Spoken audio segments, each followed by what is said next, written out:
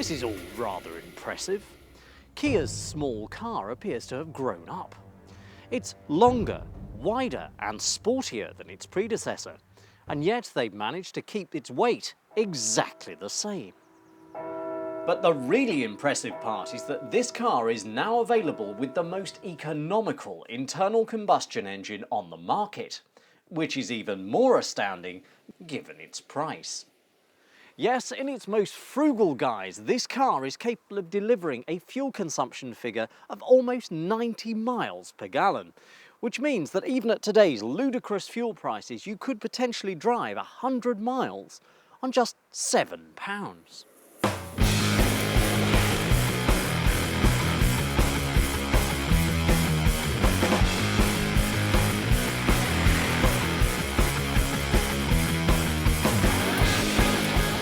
There's a choice of 2 petrol engines and 2 diesel engines in the Rio.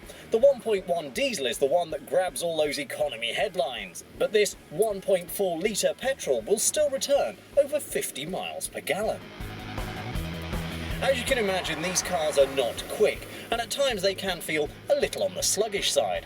Even this 107 brake horsepower version really isn't particularly outstanding, but once you do get it up to cruising speed, it dawdles along quite happily in 6th gear.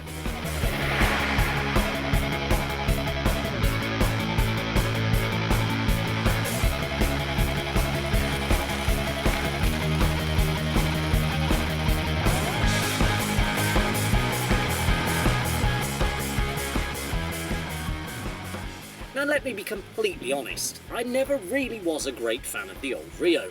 In fact, it would be fair to say that I thought it was a particularly cheap and nasty little car with all the sex appeal of a dirty movie featuring a gorilla with gingivitis, in a sordid threesome with Harriet Harman and Iggy Pop.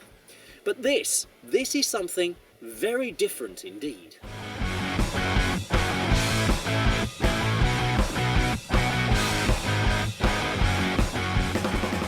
This car has a better gearbox, better suspension, better tyres, better wheels, better interior space, and it looks 1,000 times better too. Do you know what? Let's just simplify this. It's just better, okay? A lot better.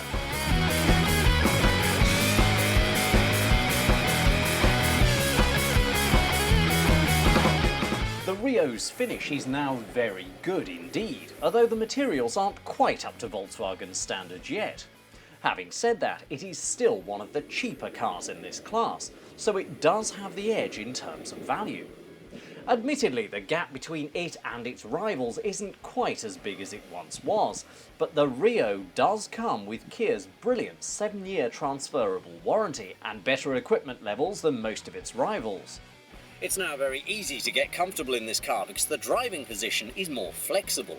The seats are firm and with the possible exception of the lumbar region are pretty supportive.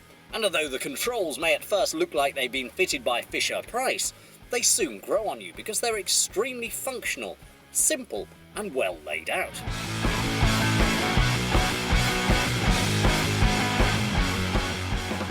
The only major problem is the small rear window and thick pillars.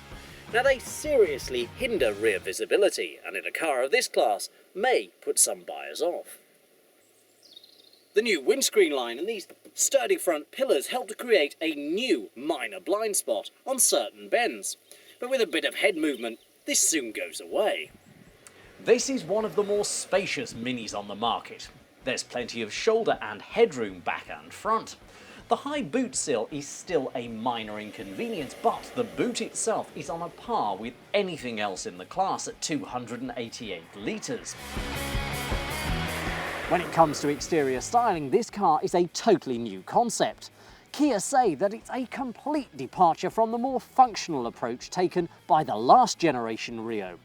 Effectively, this car has gone in for cosmetic surgery looking like Wayne Rooney and come out looking like Johnny Depp, so naturally its parents are thrilled. It should therefore come as little surprise to learn that this car was devised by European designer Peter Schreier, and it shows. Apart from the occasional patch of plastic here and there, there's very little to give this car away as being Korean. The rear is sporty and squat, the sides have nice lines, and round at the front things are even less well, Korean.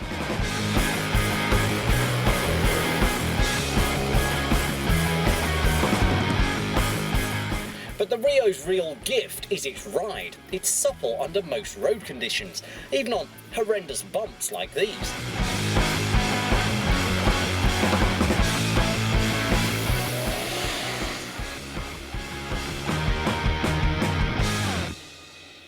So, onto the downsides. The steering feels a little unbalanced and rather numb at times, which lets this otherwise very agile car down a bit. And although it's extremely quiet in most situations, the 1.4 litre petrol engine does make a bit of a din when you give it some stick. Then there's the horn. Quite frankly, it's embarrassing. A dog makes a better noise than that if you tread on its tail. That said, body control, grip and stability are better than in most Super Minis. It also gives you a very nice feeling of security due to the use of more substantial materials. The Rio is therefore a refined Super Mini that's a credible alternative to the VW Polo, and good value at that.